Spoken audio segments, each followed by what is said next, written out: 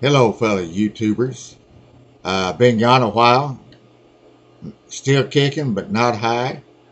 Uh, Sorry I haven't been more responsive to the good work y'all are putting out on the YouTube here. I consider you my dear friends and apologize for not being more responsive. I'll try to do better in the future. I do more of this if I did enough to feel comfortable doing it. Quite honestly, I'm not to that point right now. But this is Thanksgiving season. Thanksgiving was a couple of days ago.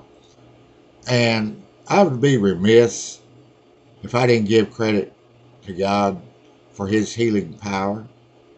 I remember many years ago, a guy that I worked with had lost his mother-in-law to cancer. I don't know what type of cancer it was, but it was a long and agonizing death.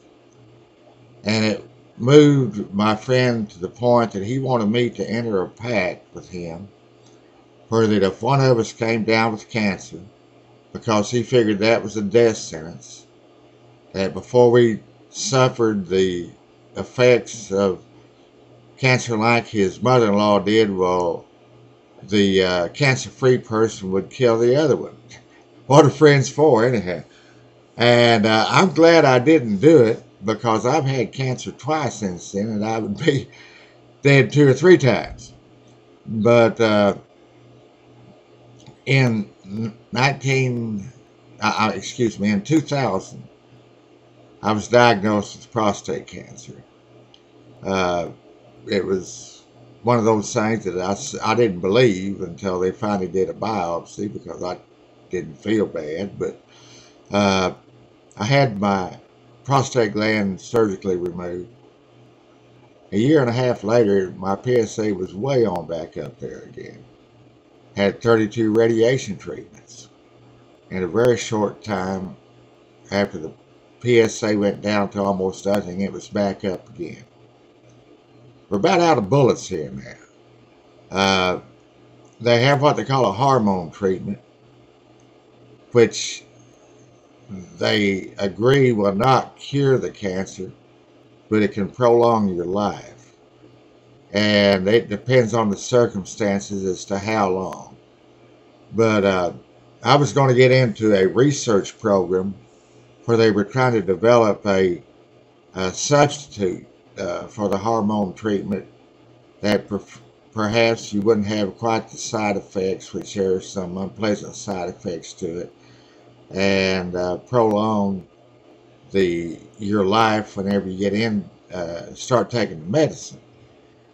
And to get into this program, I had to have over 2 6-week periods of time. My PSA had to increase by a certain percentage each one of those 2 6 weeks. Although I wasn't even living a Christian life at the time, I had many people praying for me. I have no doubt that God intervened here. For no other reason, the PSA went down to almost nothing. I've been free of prostate cancer since then. God healed me. There's no other way to say it. As many of you know, this last year, December the 17th, I was diagnosed with tonsil cancer. I knew I had a growth in my mouth. I thought it was benign growth like I'd had before, something they call a tori. It's a dental thing, and it's the result of needing a deep cleaning on your teeth. And I was about to come to the point where that I was going to go ahead and have it cut back out, and I was told, no, that's cancer. The size of the thing was such that if I got in a particular position at night, it would stop my airway up. I couldn't breathe unless I moved. I went to MD Anderson here, which is arguably the best cancer hospital in the world, if not one of the best. And I remember waiting in a examination room. The door was open, and a group of no less than 7 or 8 doctors were walking down the hall, and I could hear them talking. They were talking about this particular challenging case. Oh my goodness, that's me. So they walked in, and being the wise guy I am, I said, hey, it's a nice crowd. Can I have the popcorn concessions? Not one of them smiled. And they all poked at my mouth, looked up through my nose, a little scope and all that, and decided on a course of action, which was going to be chemo and radiation. Well, I expected God to heal me of this cancer before I ever started taking treatments. I know He's capable. He's done miracles before. I believe God does miracles today. God chose not to do it that way. I'm reminded of the portion of the 23rd Psalm that says, yea, though I walk through the valley of the shadow of death, I will fear no evil, for thou art with me.